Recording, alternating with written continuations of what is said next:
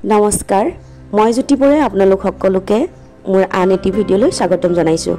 আজি পাঠ কৰিবলৈ লৈছো কবি নৱকান্ত বৰুৱাদেৱৰ কবিতা সবাতোকৈ আপোন।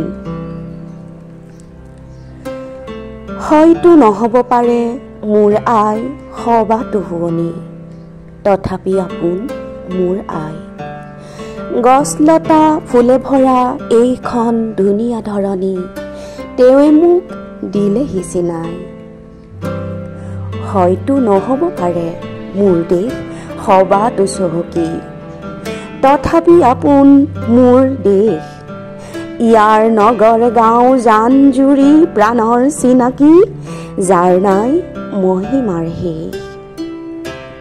হয়তো নহব পাৰে মোৰ ভাষা সবাতো সুৰীয়া, তথাপি আপোন এই ভাষা।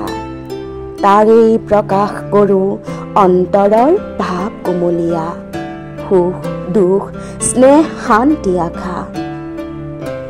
মোৰ আই মোৰ দেশ মোৰ ভাষা ভাল পাওঁ, তাৰে মই চিনিম জগত। সুবিশাল পৃথিৱীত হাতে হাতে ধৰা ধৰিকৈ খোজ দিম সবাৰে লগত, খোজ দিম সবাৰে লগত। ধন্যবাদ।